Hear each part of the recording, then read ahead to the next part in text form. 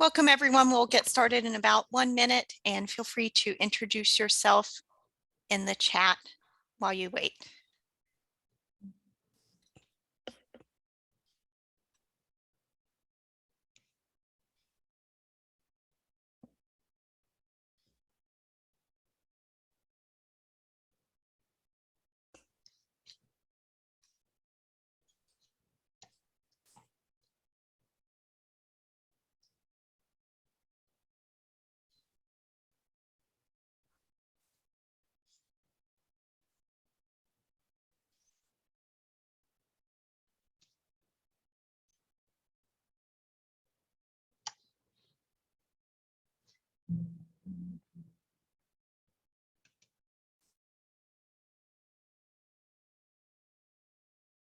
All right, I have 2 o'clock, so we'll go ahead and get started. Welcome to our webinar. And I have a few housekeeping announcements before I turn it over to our panelists today. This project is made possible in part by a Library Services and Technology Act grant from the Institute of Museum and Library Services, which is administered by us, the South Carolina State Library. And my name is Caroline Smith. I'm the Inclusive Services Consultant here at the State Library. And I will follow up with you all with an email after this program and let me know if you have any questions. I'll share my contact information with you as well. We are recording this webinar, so you'll receive a link to that recording probably tomorrow, if not tomorrow, Monday, and as well as some other resources and copies of the slides and things like that. If you have any questions during the presentation, feel free to type them in the chat. We'll also have some time at the very end for Q&A, where you can ask questions of all the presenters, and I will keep an eye on the chat as well. The other announcement, we have a live transcription. So if you would like to turn that on, you can go down to the bottom of the screen and click on, I believe, the More button, or it may say closed captioning, and you can either view or hide that live transcription there. And with that, I'll introduce our 4 panelists. We've invited representatives from different organizations around the state who are working with people with Alzheimer's and dementia, and they will each share a little bit today.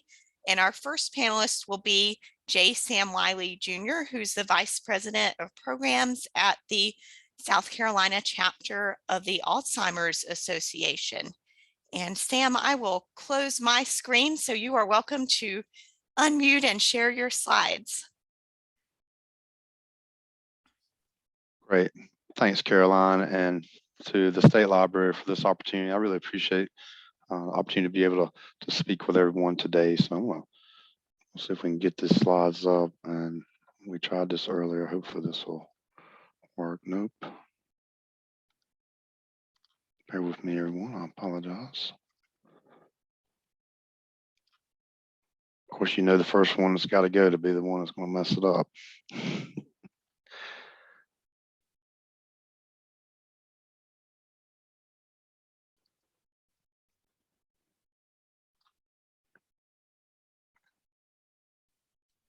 Hoping that's better. Okay.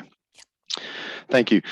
So as we begin, let's kind of set the stage for a moment to kind of look at some Alzheimer's disease. What are the numbers looking at? What are we looking at from a nationwide piece? What are we looking at from a South Carolina standpoint?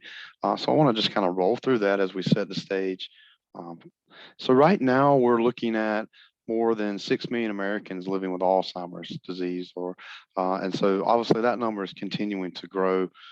If you look at Alzheimer's disease in comparison with some other diseases nationwide, particularly if we look at heart disease, when we compare those numbers, we see that the heart disease and the mortality rates are actually decreasing. They decrease every year about 7.3%.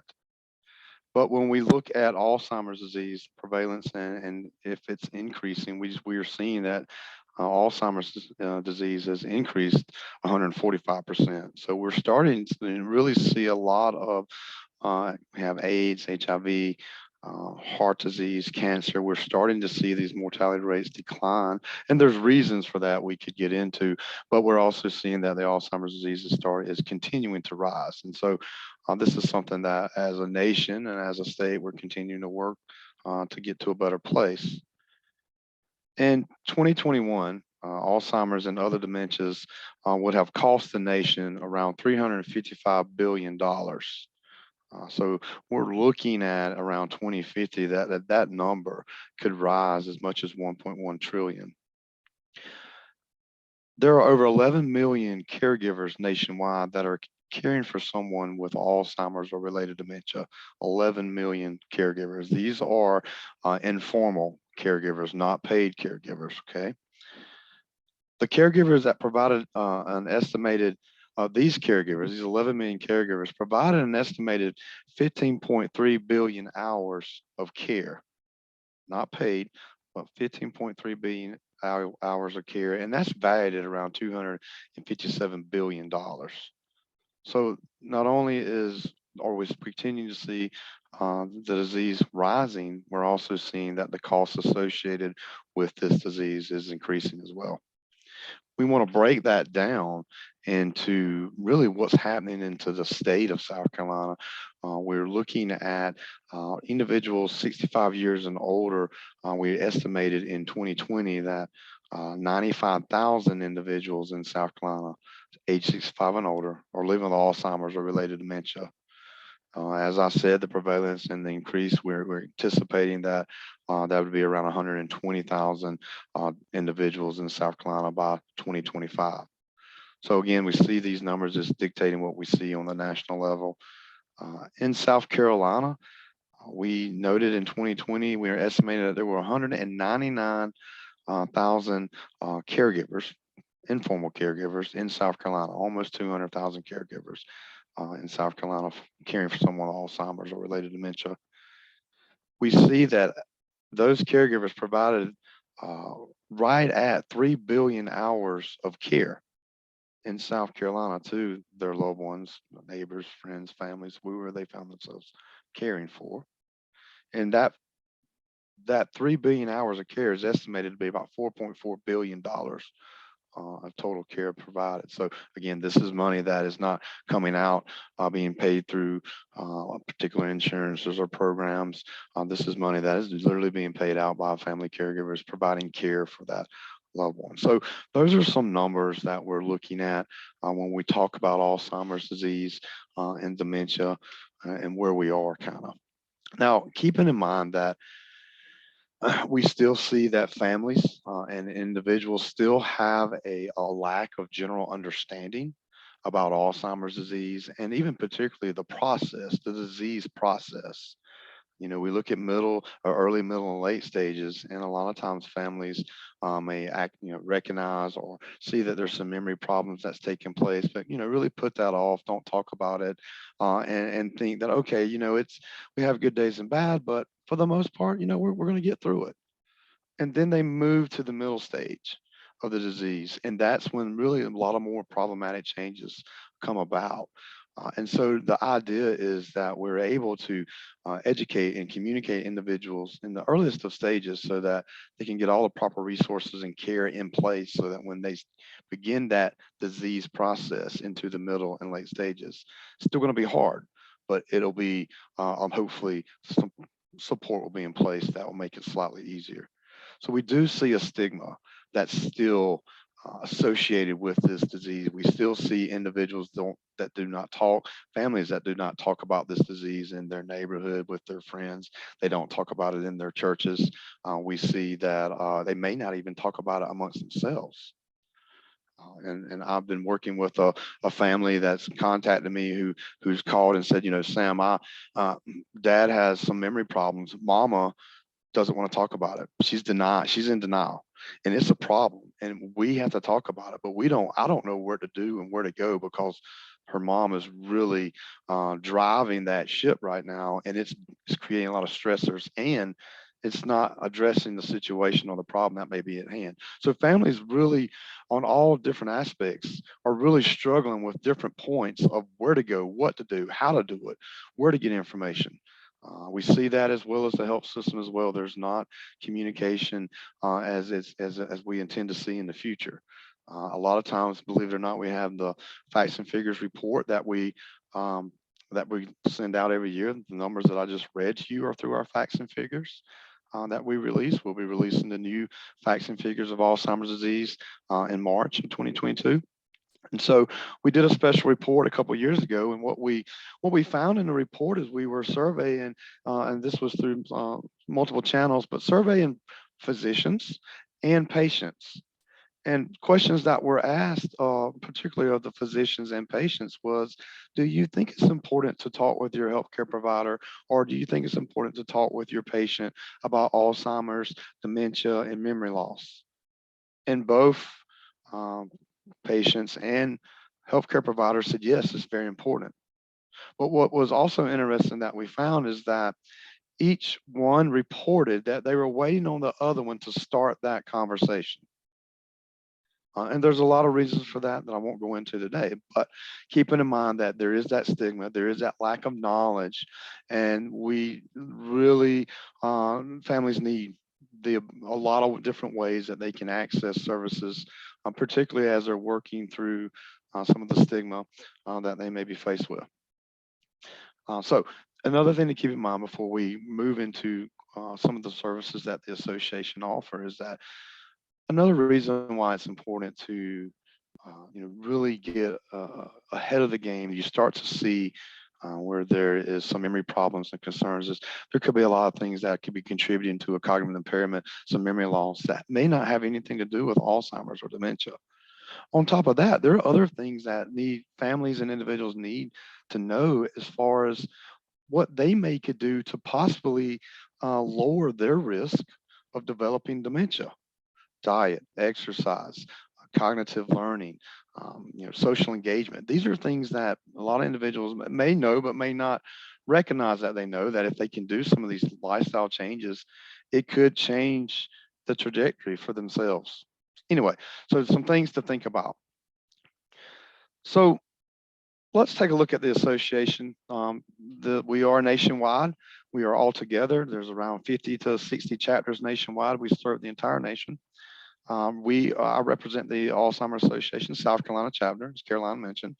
And so you see here, this is our mission statement. And we just recently have changed this mission statement. But right now we're looking to work to lead the way to end Alzheimer's disease and all other dementia. And we were doing this through research. We're really looking at driving this risk reduction as I just mentioned, as well as early detection and wanting to maximize the quality care and support. And that is what we are as our mission. And of course, our world without Alzheimer's and dementia is our vision. You'll see here that this is your programs, your care and support team with the association.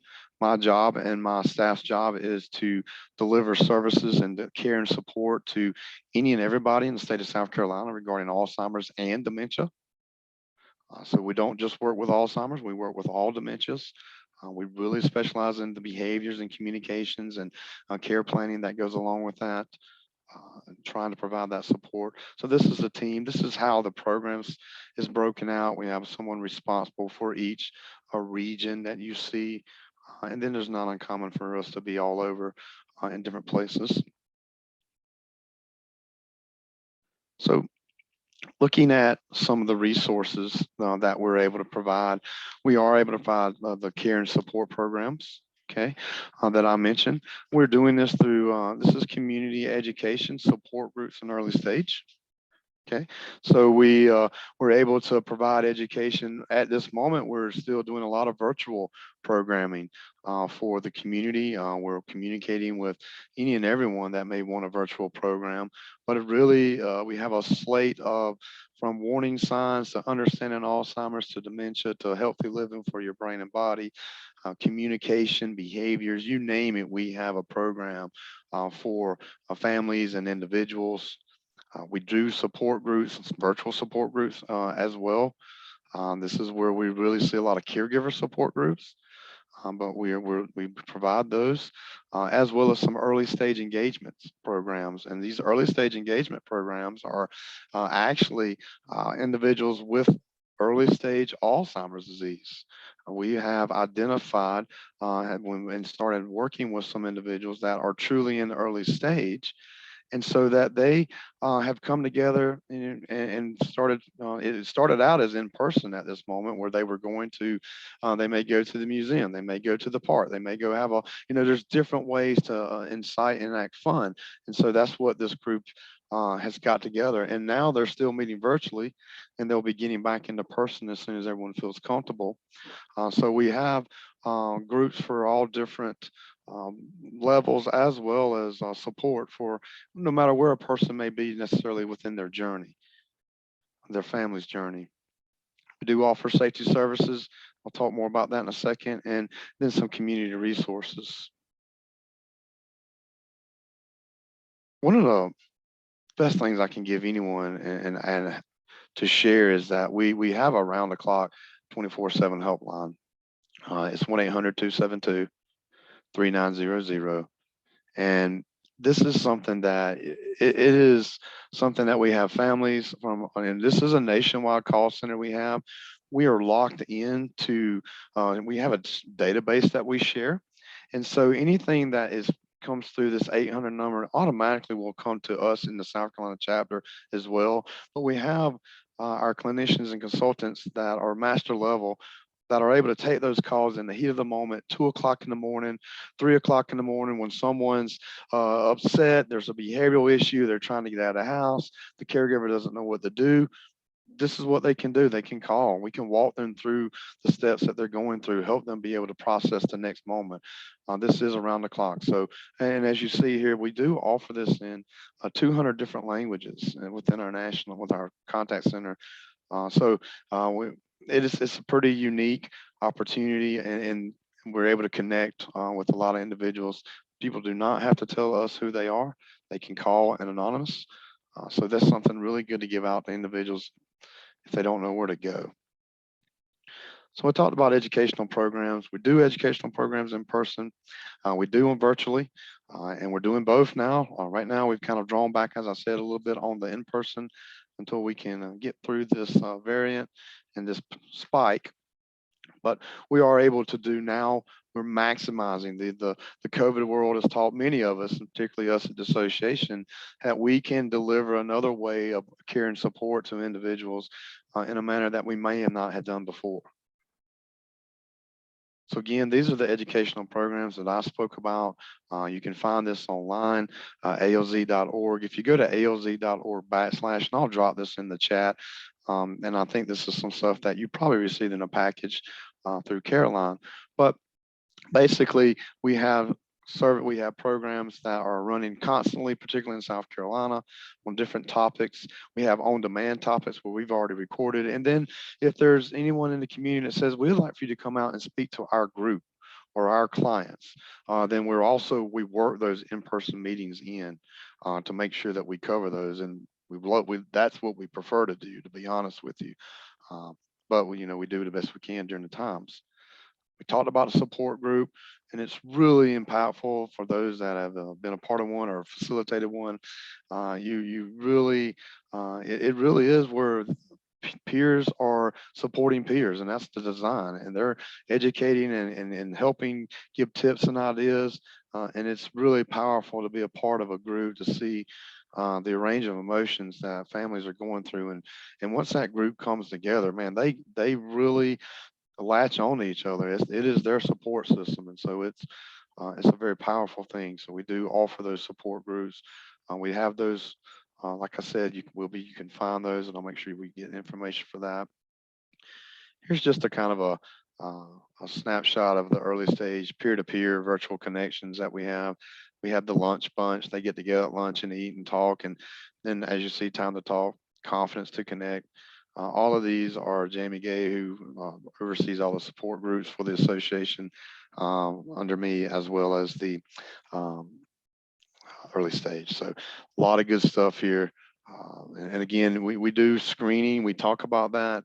We talk to the families, we talk to the individuals, because we want to make sure that when we do these early stage programs, we're not putting anyone in a situation that's going to uh, not provide the care and support that they need. So if they're a little past the actual early stage, we have those conversations with the families to make sure that everyone's on the same page. Just some more things that has come up that we end up doing in our early stage programs. One of the things that I've had someone that's really stuck with me in my life is a person with Alzheimer's disease, and came to me one day and we were talking about these kind of things. And this person said, Sam, I'd like to forget for a minute that I have Alzheimer's and just have fun. And so that's, how this comes about. The safety service return, the resources, the wandering program that we have. We do have a medical alert program. As you see, these are some bracelets. You can get a necklace. It's not a GPS. However, it's better than nothing.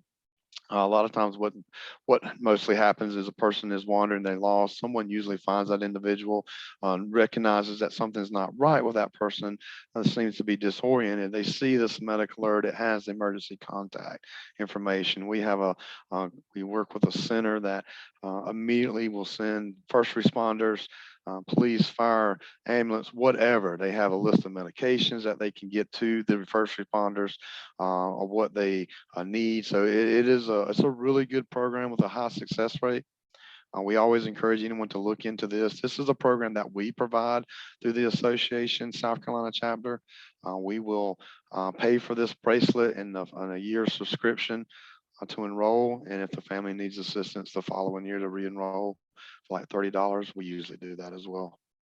So it's a wandering program, and we also encourage you to reach out to your local law enforcement, your county, because there's a lot of pieces that take place. Some other programs that are out there, Project Lifesaver, that they may have, that families may be interested in.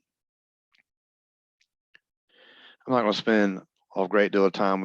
Our great partners that are on this panel are going to talk most likely, I know, about some respite care. So just know that there is respite care services available for families out there, and then I know there'll be more discussion on that. I do want to mention the sitter service program that we operate actually in-house. This is a program that we operate to allow individuals and family members, particularly caregivers, to get to one of our programs, whether it's education, support groups, usually we don't say early stage, but sometimes. But even other programs, like perhaps a webinar that's around the topics. We usually will pay someone, we do it virtually and we do it in person. So if someone is interested in attending a program that we're offering or running, we're able to pay for someone to come into the home for about 3-4 hours, so that person can get to that program, attend that program, and get home and not feel be rushed. So just something that we're able to do there. All right, as we're wrapping this up, the last thing I want to mention is we have I'm gonna stop my share screen and just, so what we do have, just to kind of, one of the things that looking at the library system and how the support and the ways association you might be interested in is we have a different ways that we can come and support and partner with the library systems. We're able to come in and work with you if you're ever interested in facilitating or running an educational program. If you're interested in an early stage particular type program, we can work with you in that capacity. So we do have that. We also have the option that if you would like to deliver a program yourself, if you'd like to host a support group and facilitate yourself early stage, we have the ability to train staff to be able to do that. And so that we are able to work with you, get you trained, and then you can set your own programs and scheduling and support without having to wait on the association to get back and do this or that. So all of that to say is we have a lot of opportunities that we could partner with you, whether we're doing it more hands-on, we're coming in, or if we're doing it where we started and then you want to be able to take that lead on yourself going forward. We have those abilities. We welcome that. I do know some of the areas of the Charleston program, as I close out, is that we have what I call them. She's a master volunteer. She's in the community, and she's a past professor. She is actually already lined up 3 months in the process with some libraries in Charleston, where she's going to go on in and go do some of these education stuff that I've mentioned. So if you think that's something that you may be interested in, please feel free to reach out. Please reach out. We'd be more than happy to sit down and even tailor something a little more to what you might would like for your library and your community. All right, I'm going to pause there. I appreciate that very much. And if there's not any questions, Caroline, I'll close myself out. Thank you so much, Sam, and especially for sharing or your willingness to partner with libraries around the state. That's great to know. If there are any questions, feel free to type them in the chat now, and we'll also have time at the end. So our next presenter will be Sarah English, who is director of the Gerontology minor program and assistant professor of social work at Winthrop University. And Sarah, you're welcome to share your screen. And you are muted right now. Let me unmute myself. That's right. So I'll share my screen and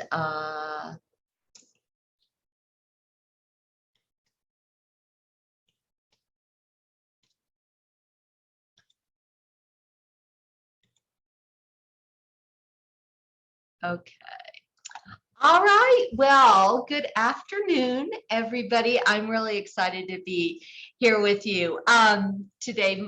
My name is Sarah English, as Caroline said, and I am so happy to be here with you today. It is my express honor to have contributed a little bit to this kit, and it is wonderful for me to be able to talk about memories, especially to this group, because one of my strongest memories is my grandmother asking me what I wanted for my 9th birthday. And I wanted a library card. The town where I lived, the little town where I lived, when you were 9 years old, you could get your very own junior library card. So that was a very big deal for me. And I remember walking with my grandmother on a snowy day to the steps of the Winneshiek County Library in Decorah, Iowa. And I remember walking up and feeling so very important, going through those very heavy doors that were constructed by the WPA. The library was originally a post office. And when the post office built a larger facility, the library took it over. So I thought it was the most beautiful place in town. The library has always been this amazing place of wonder. And I can still feel that card that I signed in ink with my own name when they presented the library card to me. And I can still smell the leather of the books and the paper in the library. And I can still see the sunlight shining through this very tall windows that went from the floor all the way up to the vaulted ceiling, right? Memories. And just thinking about the library triggers a memory for me, right? Memories can be brought on by a touch, a smell, a sound, a photograph, a lyric, or a melody. These things can not only promote reminiscence for people, but they also validate the feelings and the emotions that are associated with those memories. So today, we are going to talk to you about the power of music, particularly for people who are living with Alzheimer's disease, other types of dementias. First, though, I want to ask you all to take a few seconds and close your eyes and think about the soundtrack of your life, some of the music that played during important moments of your life. When you think back to your first love or your last, right? Driving in the car, heartbreak, triumph, songs that inspire you or soothe you, and the sounds, the soundtrack that makes you you. Everyone's unique. All of us have our own personal soundtrack that connects us to ourselves, our experiences, and to each other. And the Music and Memories Kit seeks to provide tools for formal and informal caregivers and to ultimately enhance the well-being of the persons who live with dementia in the state of South Carolina. So this kit focuses on how music can be used to promote calm, enhance eating experiences, encourage movement, and provide opportunities for social connection. So let's take a look at the kit. So before Sarah, we, sorry to interrupt you. You may want to reshare your slides. They're not quite full screen. oh, hold on. They're not full screen. Oh my goodness. Let's I do think this. we had them full screen earlier. So if you want to just share Oh, again. okay. Let me close that out and I'll open it back up. Just a second. And I have added a link to the Music and Memories kits in the chat. Wonderful. So hold on just a second. Technology. Sorry about that. That's okay. Probably me. I'm sure it is. So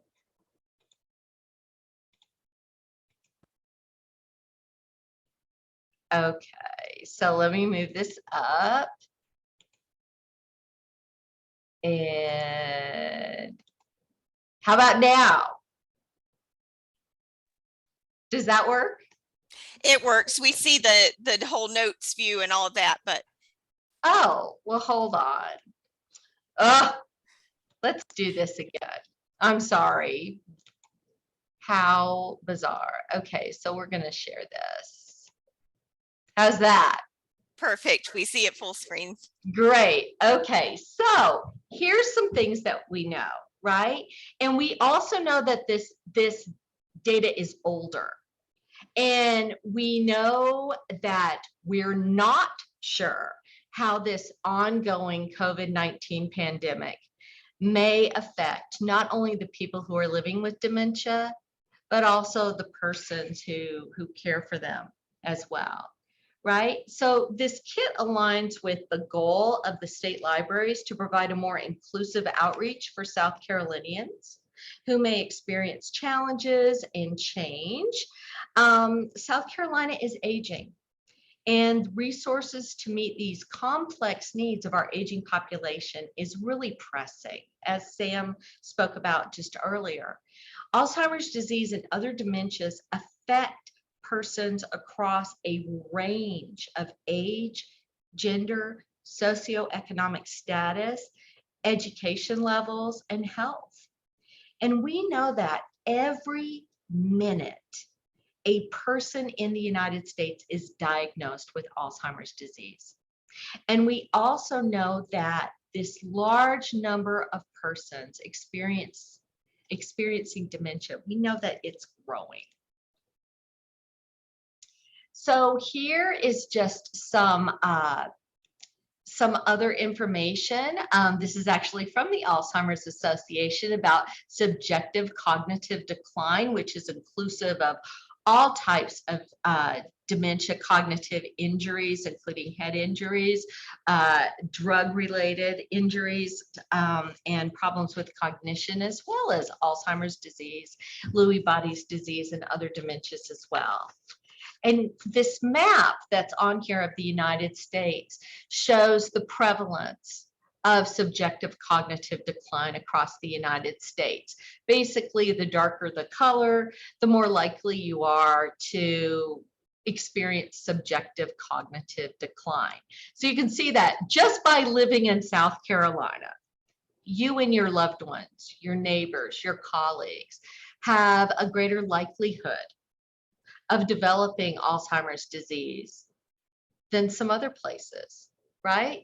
Alzheimer's disease, cognitive loss, other forms of subjective cognitive decline are a pervasive issue across our nation and also across our state.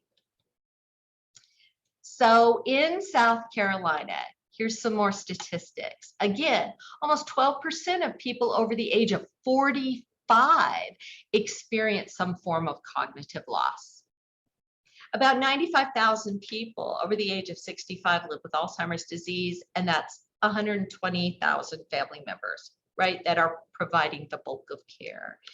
And the thing with that is that often we count on family members or friends or other people who love people who are living with Alzheimer's disease to fill that gap of care. So we know that if a person is living with Alzheimer's disease and the people who care for them are vulnerable, they're more than that too. They're also valuable. So our work here is to help embrace and support the large numbers of people that are affected by the various types of subjective cognitive decline. So this kit offers some suggestions to help people connect with their environment, their memories, and with others. So the kit can help in a lot of different ways.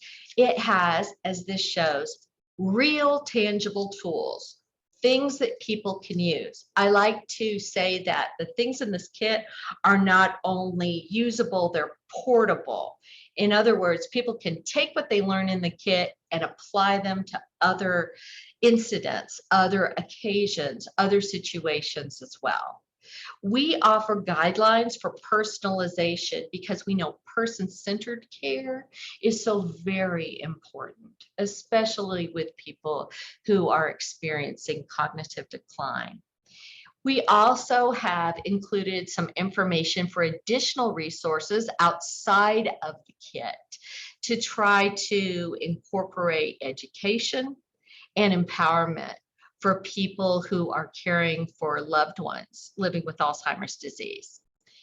And we know that music is often tied to important life events. Music memory has been found to persist, especially for people that once played a musical instrument. So right now, I'm going to stop the share for a second, and I have a very short video that I would like to show you.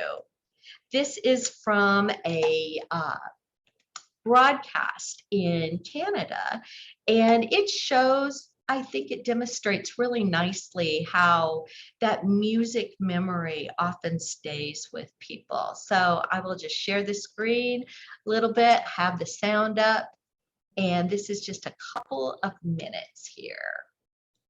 She was diagnosed with dementia and Alzheimer's 8 years ago, but in Florence Vigod's golden We can years, hear it, she but has we been don't a see the gift video to those yet. around her. Oh, And what is going on? Okay, so there, I have it up. Let me move it. Let me move it over here. Can you see it? Yes, now we can see it. Oh my goodness. I'm so sorry. Okay, let's start this over again. she was diagnosed with dementia and Alzheimer's 8 years ago. But in Florence Vigod's golden years, she has been a gift to those around her and a true testament to the magical power of music. Bring it to the front. And back. Almost a lifetime of Florence Vigod's memories have disappeared. Do you remember who your sisters are? Yeah, Who? Sadie and Molly. That's right. But her eyes are still bright, and so is her smile. She always had that sense of humor, like for all our lives. She walks without a cane and doesn't take any medication. But at 102 years old, Her short-term memory is about 3 or 4 seconds. What are we waiting for? Well, you're waiting for me to finish combing your hair. Florence has dementia and Alzheimer's. I think you're ready to go. Do you want to come? Go where? To the piano. She moved into this care home about 3 years ago. It was as though you had uncovered a pot of gold. And that's when everything changed here. Everybody can sing along with you. Florence has been playing the piano since she was 6 years old. And she remembers. Every morning she plays O Canada, and everybody stands, some even sing. Sometimes they even dance. Even people that are pretty well non-responsive or non-verbal will smile, will get up and will want to move. Her eyesight isn't great, so she can no longer read the notes. She plays everything by memory and by request. Can you play Take Me Out to the Ball Game? I think so. Yeah? Let's hear it. I call it a treat, but usually a treat you don't have every day for so much time, and so it's a privilege. I move to it, or I get up and dance with it. It depends on the music. Does the music make you happy? Yes. In November, Florence turns 103. The plan? Coffee and cookies and cake. And music. There will definitely be music.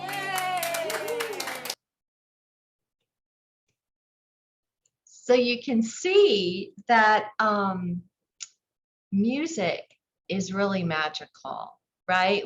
And this kit has some adaptions, some small instruments.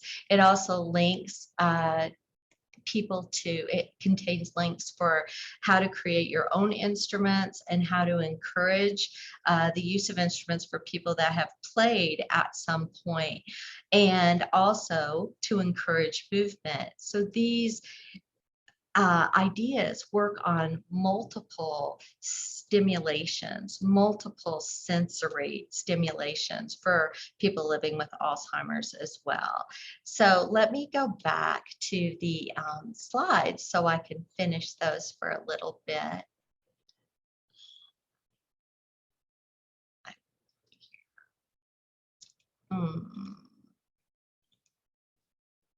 So screen one.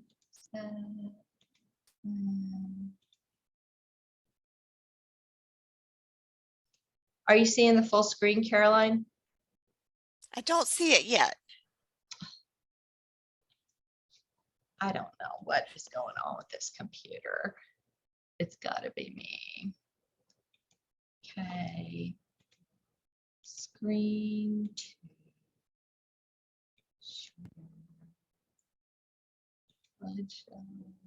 We see a desktop.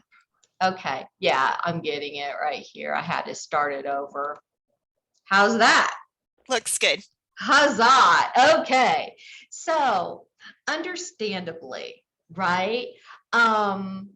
Much of the kits in the Dementia Toolbox focus on reminiscence, but the Music and Memories kit focuses on other things as well. It explores ways to incorporate mindfulness into interactions using this foundation of validation, which involves communicating with people who have dementia in a way that acknowledges their words and actions with respect and with empathy.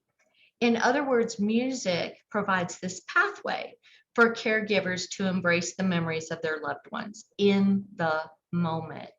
It can be really hard for caregivers to remain in the moment. Caregiving is a stressful and overwhelming thing that people provide to those that they love, right? The kit offers, again, guidelines for personalization and ideas for how to create your own kits. So not only will they be able to utilize what's provided by the library, but also to develop their own ideas as well. In the kit, we have some dedicated playlists that we've provided. We have information about how to use music with dementia. We have worksheets and prompts that will promote engagement, including ideas like, could you tell me about this? What kind of thing do you associate with this? What music was playing when you first met your loved one, right? And we have how-to information about that too. These are, again, tools that people can use, including tactile items like scarves instruments, things they can put their hands on. So in the kit, again, there are resources, literature, links to videos, as well as playlists and ideas about self-care. We've tried to be as comprehensive as possible in this portable kit. So as far as the playlist goes, we believe that they can be used in 4 different dimensions to promote calm among persons that are living with dementias, to enhance eating experiences, because we know that sometimes people get distracted when they're trying to eat. We want to make sure that people eat in a healthy way and that they eat an adequate amount, right? To encourage movement, purposeful movement through stretching, exercise, weight-bearing exercise to help people retain the ability to ambulate or to move as freely as physically possible. And it also has a playlist that provides opportunities for social connections, along with prompts for personalizing playlists specifically to that individual as well.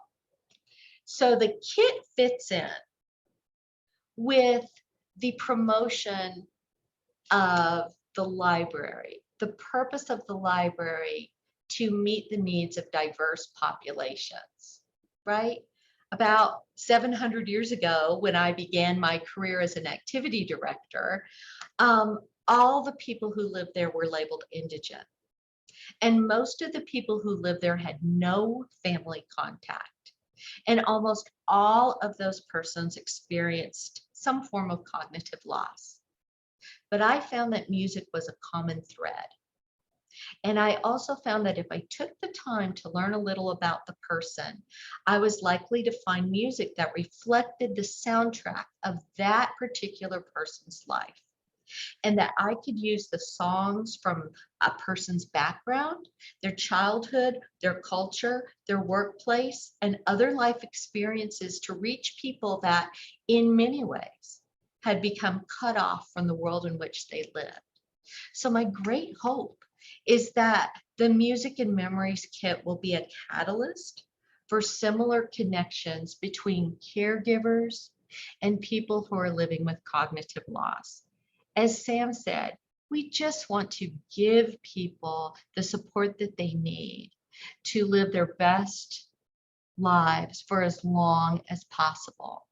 The library is such a wonderful thing, and this is an essential and foundational element that can be used in the broader world.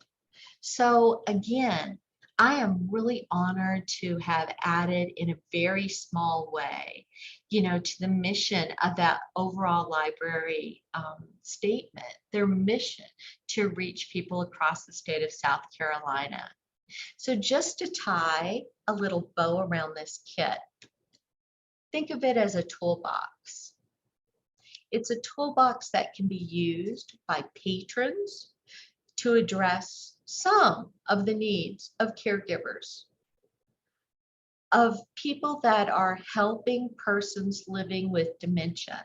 It is targeted for those informal caregivers that Sam talked about, but it can also be used by professional caregivers as well, people that come into the homes who provide respite, people that provide caregiving services, and also for caregivers that maybe work in healthcare at different levels of care, including assisted living and retirement homes and nursing homes as well.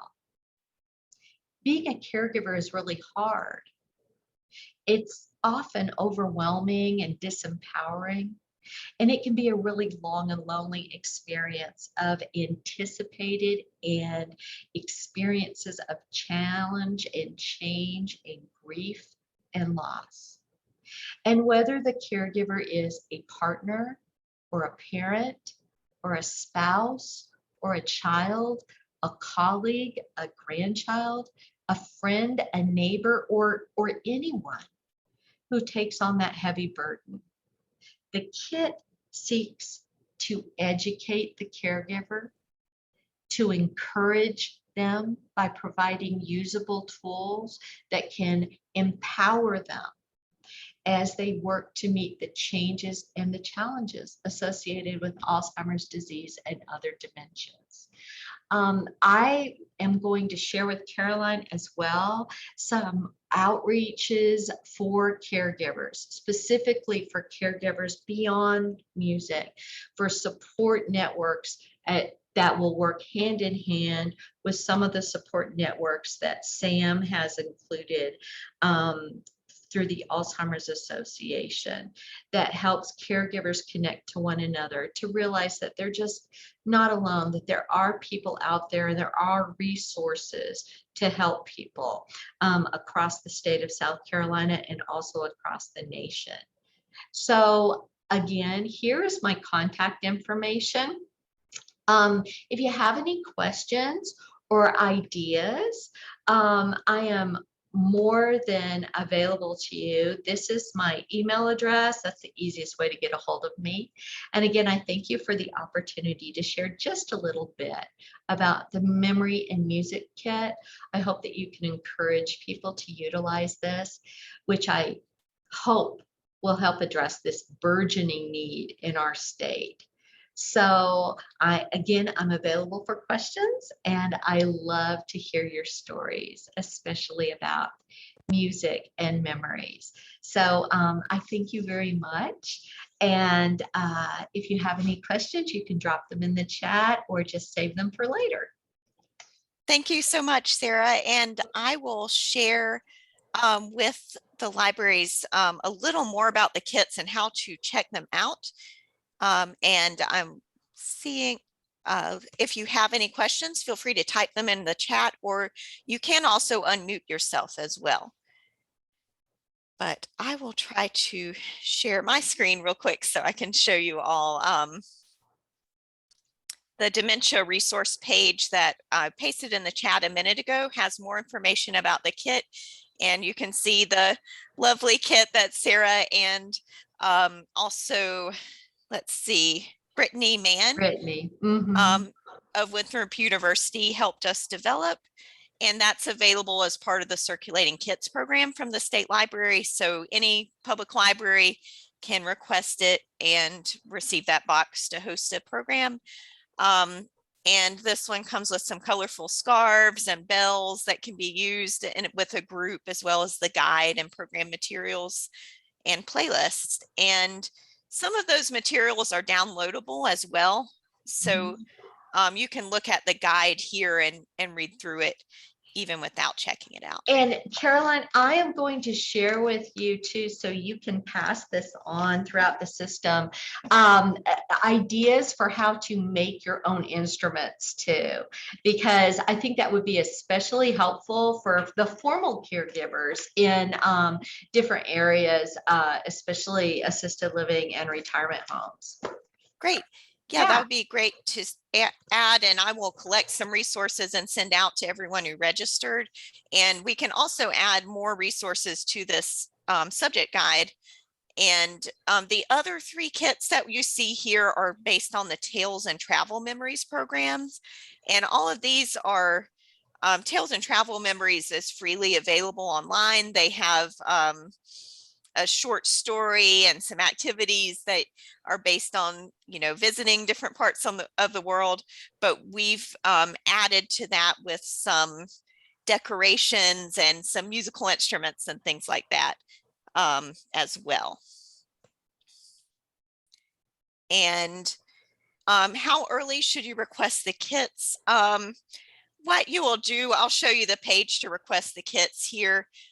This will tell you more about the Circulating Kits program, and then you can go to reserve the kit. You can request it as early as you want, but when you find a kit that you want to reserve, it will show you the calendar. And I believe these 4 dementia program kits are checked out for 4 weeks at a time. So you can see if it's available in any given month. And say you want a program in the middle of February, I would probably try to get it at the beginning of February so you have time to read through things and look through it and allow a little time for transportation too. But you can go ahead and request it as early as you want if you know when that program will be. And the participants, let me see. I had the question of how many participants the kits are designed to serve, and it can be used with multiple size groups, but it does tell you how many, say how many scarves or how many bells are in the kit. So you would want to keep that in mind. And I believe we aimed for at least 12 of most items. So this kit has 24 scarves, 9 pairs of wrist bells. So that may affect how many people you have supplies for. And it can easily be adapted up or down as well. Yeah, and if you have suggestions, if you really need 20 pairs of bells for your program, we can always work on improving the kits too. And resources for building your own kits. You can take a lot of these downloadable materials and make your own kits. So Tales and Travel Memories has lots of different other programs that you could use. And the music and memory resource here, you could take and purchase your own things, or make your own musical instruments and all kinds of activities as well. Right. And there are also links to other outside resources that will help people in creating their own kits as well. All right. Any other questions for Sarah?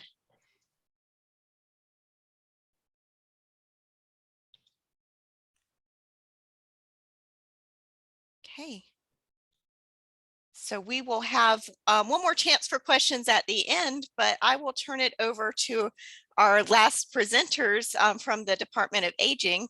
So we have Jennifer Bruton, who's the Family Caregiver Support Program Manager from the South Carolina Department on Aging, and Sheila Lewis, who is the Dementia Coordinator, also at the Department of Aging. And feel free to share your screens now. All right. Thank you so much, Caroline. And thank you, Sarah, for that wonderful program that's been put together. I know you and your students have been working on that for a little while now. Just as the program manager for the Family Caregiver Support Program here at the Department on Aging, we often see that caregivers are often the forgotten part or the overlooked part of the care force that's there to take care of people with both Alzheimer's and dementia and other needs that require a caregiver long term. So thank you for developing these kits. I think those will be a great asset to any library or any other group that chooses to use those. I am going to go ahead and share my screen. I'm going to talk about the Family Caregiver Support Program that is part of the South Carolina Department on Aging. Just want to always take every opportunity we can to educate the public about the Family Caregiver Support Program. It's often overlooked or not known about, so we appreciate this opportunity. And then I will talk briefly, maybe 5 to 8 minutes about my program, and then I'm going to turn it over to Sheila Lewis, who's going to talk about the Alzheimer's Resource Coordination Center. That's also a part of the Department on Aging. Okay, so the Family Caregiver Support Program is one of the programs that falls under the Older Americans Act, which was passed in 1965 as part of Lyndon Baines Johnson's Great Society Legislative Initiative. It was created with the idea in mind to help seniors remain in the home and in the community and out of any kind of institutional placement as long as possible. So our department, South Carolina Department on Aging, was established by the Older Americans Act. We were formerly known as the Lieutenant Governor's Office on Aging, and we became a cabinet level agency 2 years ago. So our state director is an appointed director. But the Family Caregiver Support Program was created in the year 2000. So it's actually one of the newer programs of the Older Americans Act. And the idea behind it is just as the name says. Sometimes I'll underline caregiver when I'm talking about this, but is to support the family caregiver. So Title III funds are generally for those that are 60 and over, but with the Family Caregiver Support Program, we are an exception to that rule. We have grants for caregivers who are over the age of 18. As long as they are over 18 and they're a caregiver of either someone with Alzheimer's or dementia, or someone over the age of 60 who has 2 deficits in activities of daily living. So that's bathing, dressing, toileting, grooming, and eating. And then we also have another portion of the Family Caregiver Support Program, and it's called the Older Relative Caregiver.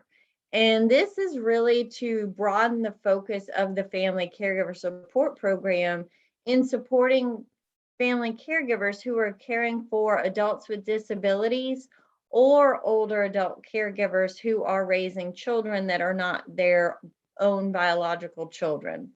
And I'll go into a little more detail about that. But again, the statistics, and we are anticipating new numbers on this in the coming year. But at last count, there were nearly 1 million family caregivers in the state of South Carolina. And at that estimate, caregivers were providing 737 million hours of free service to their chronically ill and disabled loved ones on an annual basis. And oftentimes people think about what a family caregiver is, and you think maybe a spouse that's home with their loved one that has Alzheimer's or dementia, or an adult child who's caring for someone who's had a stroke. But family caregiving duties can be things as simple as setting up a Medi-Pack once a month for someone who's got some mild cognitive impairment, where the family is just nervous they won't remember to set their medicines, take them correctly. Caregiving can be driving a neighbor to a doctor's appointment. It can be as much as 24/7 care, or it can be as little as a couple times a month, pitching in and helping a loved one with an activity they're no longer able to do themselves. But for our program, we do focus on the unpaid family caregiver. And family caregivers are at high risk for stresses such as mental, emotional, physical, and even financial stress. So our program does aim to target as many of those as we can through caregiver training, through caregiver support groups, counseling. We do not provide the counseling.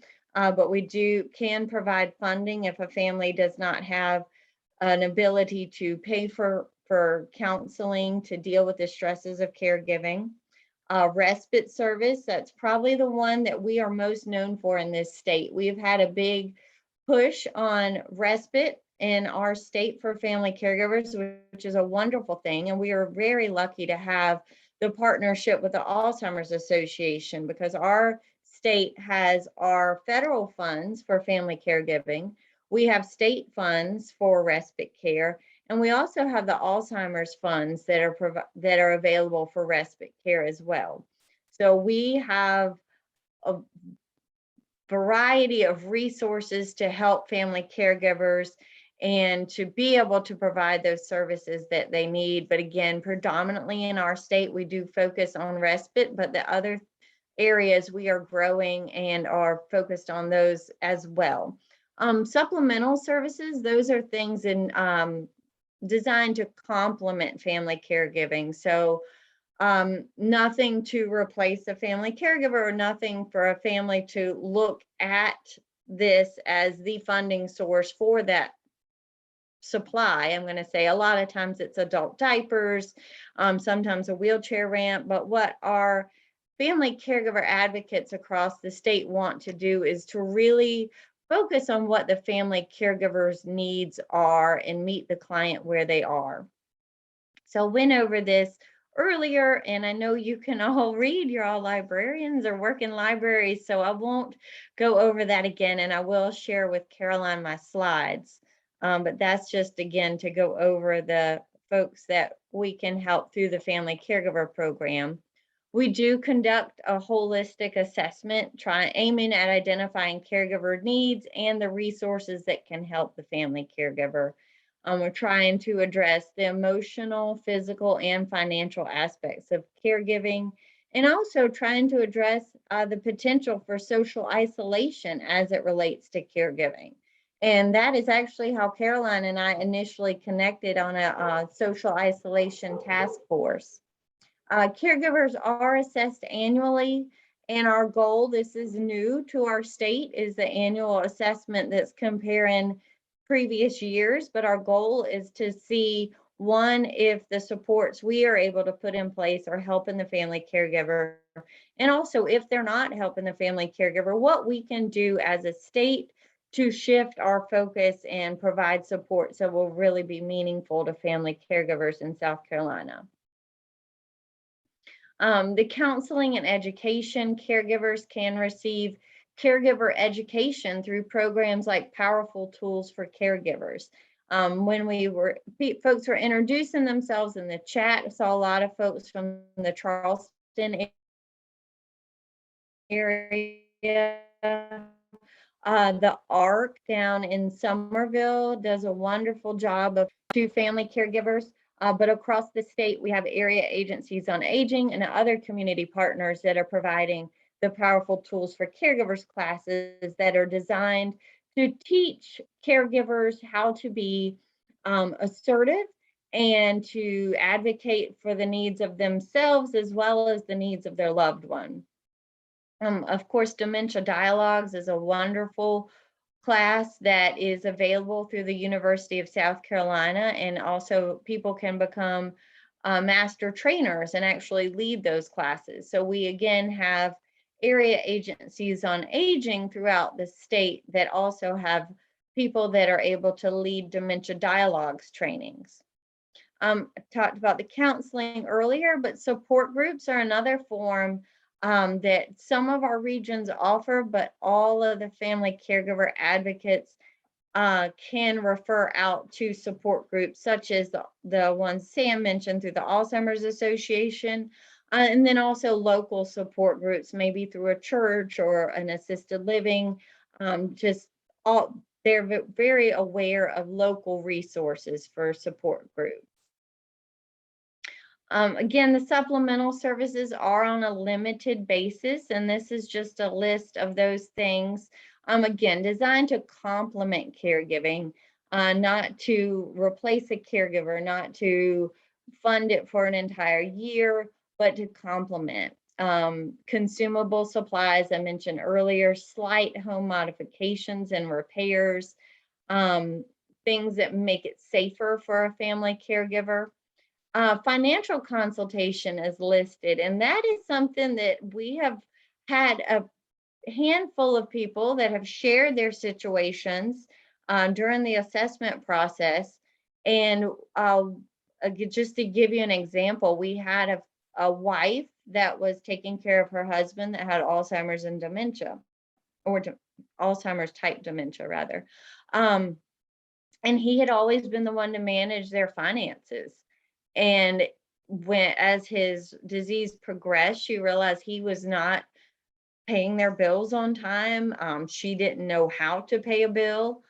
So we were able to set her up with a financial consultant that was able to sit down with her, help her set up automatic bill pay, get a grasp on where her finances were, and empower her to do that herself from that point on. So it's something that you wouldn't automatically think of as a need of a family caregiver, but certainly something that comes into play at times. Our Seniors Raising Children program, and I don't want to focus on that too much today, but I do want everyone to be aware of that, is for seniors, again, 55 and older, raising children that are under the age of 18 that are not their biological children. Most cases it is grandparents, sometimes great grandparents, and we've even had an instance of a great grandparent that was raising some children. But we want to support that senior raising that child, and it looks a little different than our traditional program, and we try to again meet the caregiver where they are with their needs. Tutoring is something that our state director really made a push to for every region to be able to, I'm going to say, provide tutoring. We are not providing the tutoring, but to pay for children's tutoring if that was needed, especially after the pandemic and kids falling behind in school.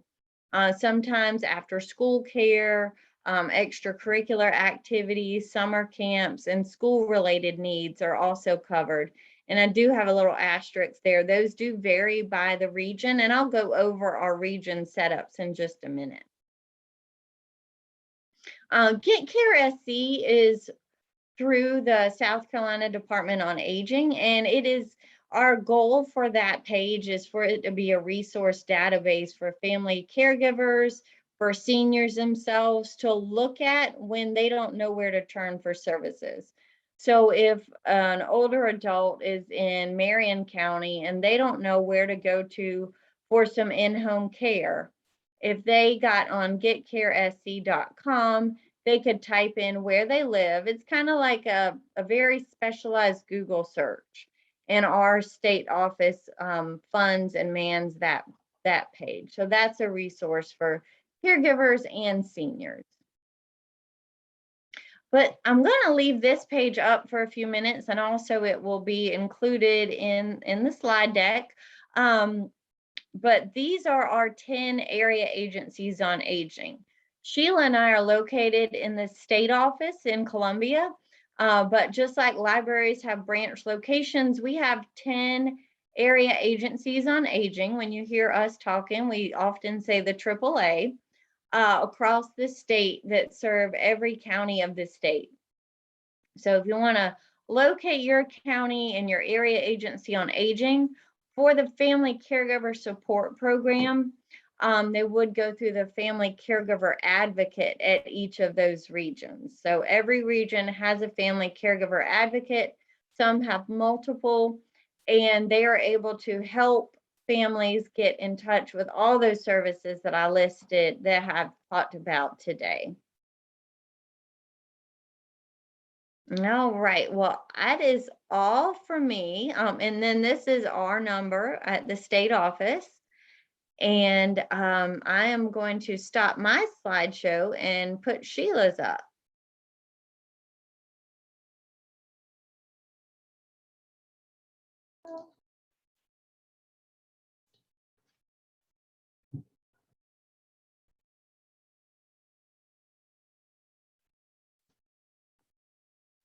All right, Sheila. All right. Thank you, Jennifer. And Sam, thank you for presenting. That was wonderful information as always. And Sarah, I'm glad that you have that program on music and memory, because it is such a, it has shown to be very effective for persons in the latter stage of Alzheimer's disease. So again, my name is Sheila Lewis, and I'm the Dementia Coordinator for the South Carolina Department on Aging for the Alzheimer's Resource Coordination Center. So what is ARCC? Well, it was established by the South Carolina legislation in 1994. And again, we are in the cabinet within the Department on Aging.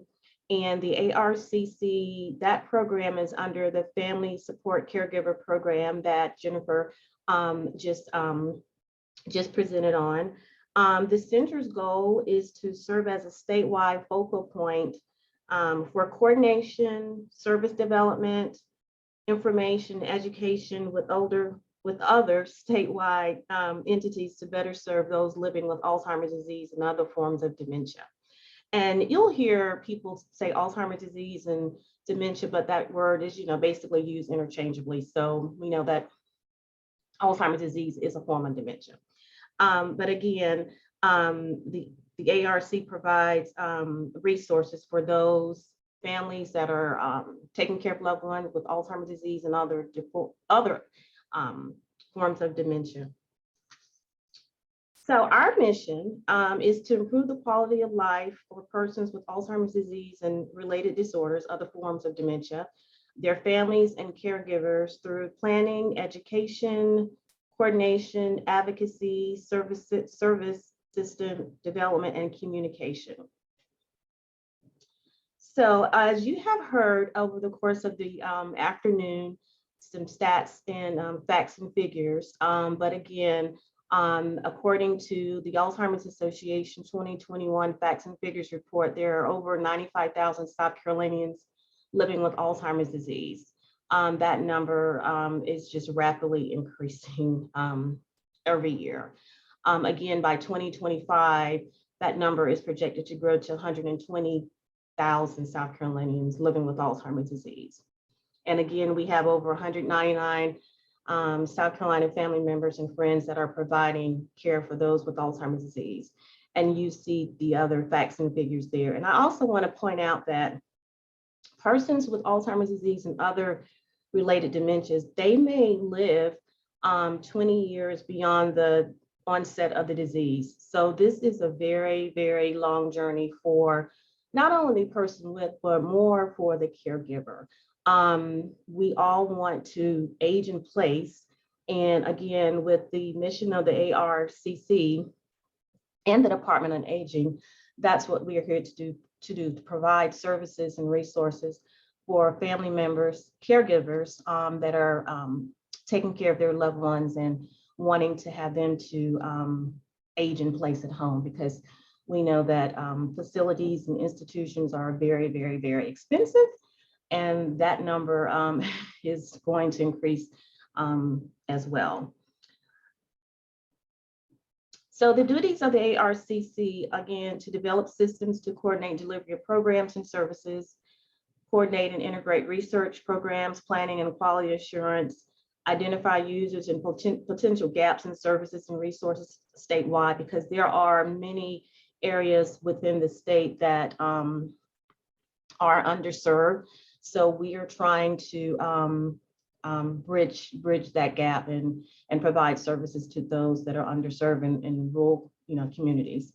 Serve as a resource for education, resources and training, support development of local initiatives to serve individuals and their families. So the ARCC, we provide grant money to assist South Carolina communities and organizations in addressing the problems of Alzheimer's disease and other related disorders.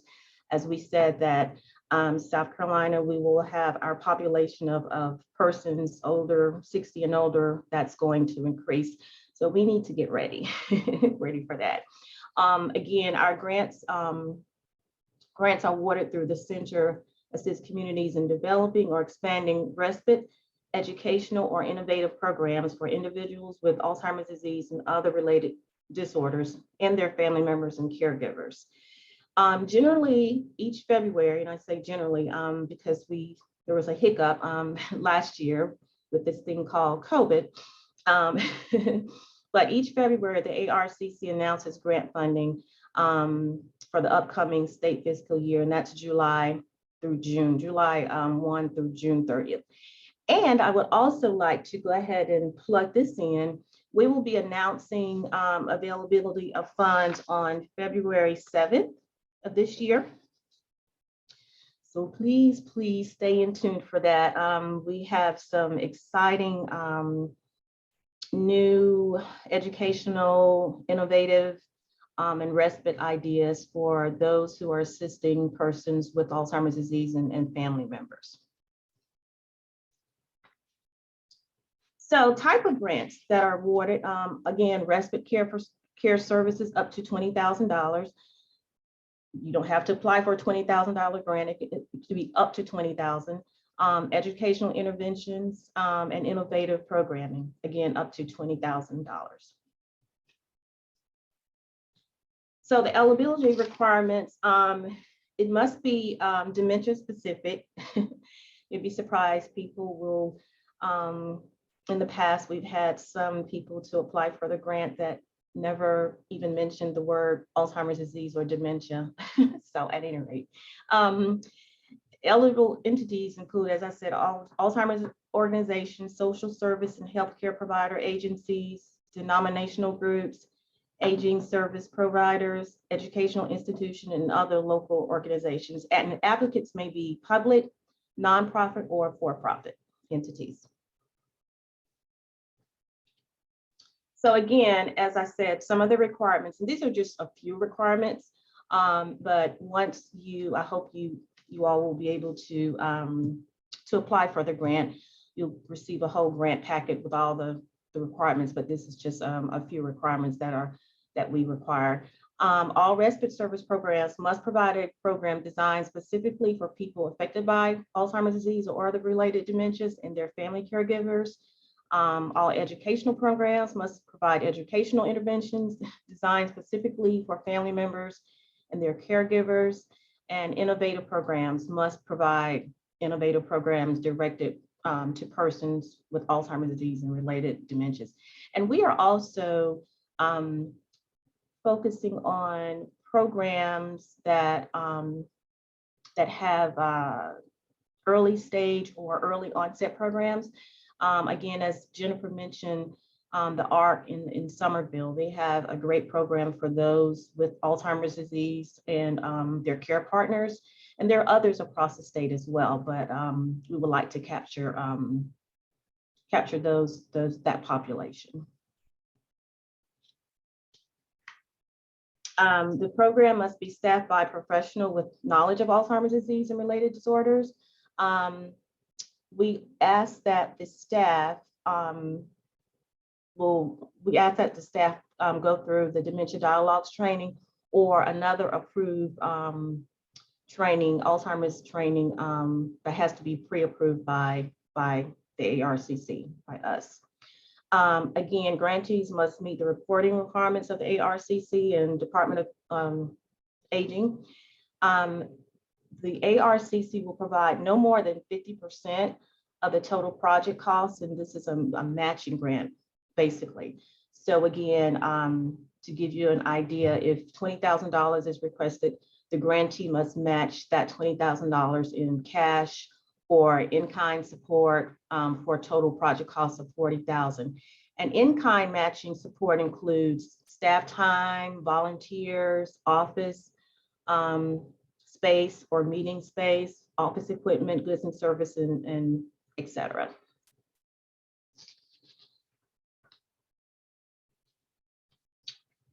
So the ARCC Advisory Council is comprised of members throughout the state, governor appointed, and that have a special interest in Alzheimer's disease and other related disorders. And this year we are so happy and so excited about the group that we have on board with us. They are very excited. Of course, like I said, we have groups across the state representing educational institutions, of course, medical,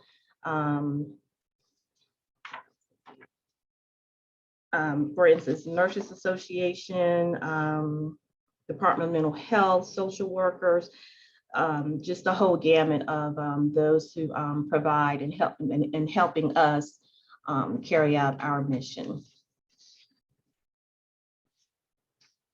And that was a little bit short, but do you have any questions? Oh, again, let's see. As I mentioned, the memo announcing funding will be February 7th. And we will also provide webinars on one-on-one of grant writing and so forth. But we hope you will tune in, but we will make sure we get that information out to you because we would really like to partner and provide support to our libraries. And we are also partnering with the Alzheimer's Association to carry that cause out. Thank you so much, Sheila. We did have one question in the chat, and that was to verify if the ARCC grants, are they eligible for public libraries. Yes. And the other part of that was public library programs must be open to everyone in the public. And is that okay for a grant program? Right. Everyone in the public, again, dementia focused, providing education, respite services, or innovative programs. Great, thank you. Were there any other questions for Jennifer, Sheila, or our other presenters? I saw a message to ask if we partner with churches, and that is another, just like we're doing this outreach today, that's another focus we want to partner with, any group that is looking to do Alzheimer's, dementia related programming, whether it's education or the respite care. Absolutely. And I see a question from Grace in the chat. Are there any resources on dementia or Alzheimer's and autism? I don't know. Yeah, that's a Sam question. So just I'm going to go back to the chat here. Are there any resources on dementia, Alzheimer's, and autism? So there is some research that's been around that has come about in this area. I don't have anything right in front of me. It is definitely something that I can speak that there has been some correlation and some research that's been shown. The best thing I knew what to do is we can look for some of that information and get that out. If I'll drop my information in the chat and email me that if you want, or Caroline can get some information to me and I can be sure to kind of pull that info and get you what we got. And Sam, also a lot of the research that's emerging on the intersection of Alzheimer's disease and autism is showing a correlation among younger earlier onset for dementias and Alzheimer's for people that are diagnosed along the spectrum. So, yeah, as well as Down syndrome. Mm-hmm.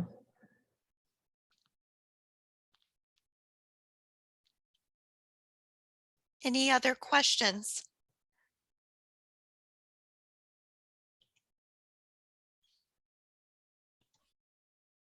I'm going to share my screen. I forgot to mention one other resource that we have for you. The Alzheimer's Foundation of America has made these children's books available called Dancing with Granddad, and there's a Spanish edition too, and they are sending us a lot of copies that we can give away to libraries who are interested.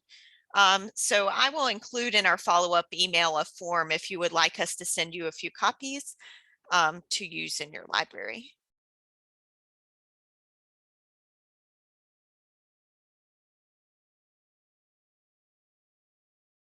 And again, please thank our 4 presenters today for sharing their information and expertise with us. It's always good to know what else is going on in our state and who else is serving the same populations as our libraries. So thank each of you for being here, and thank you to our attendees as well. We do have 2 or 3 minutes. If anyone else has a question, please type it in the chat, or you're welcome to unmute. Or if you're a panelist, if you think of one other thing you'd like to add. And hopefully our attendees are thinking of some type of partnership or program that they can start in their libraries.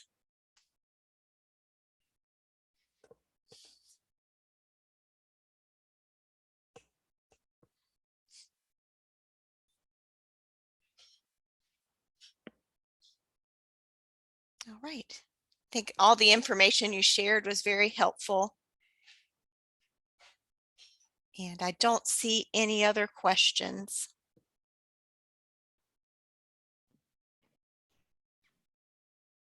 All right. Thank you, Caroline, for pulling this together. Thank you all. I'm going to stop the recording now.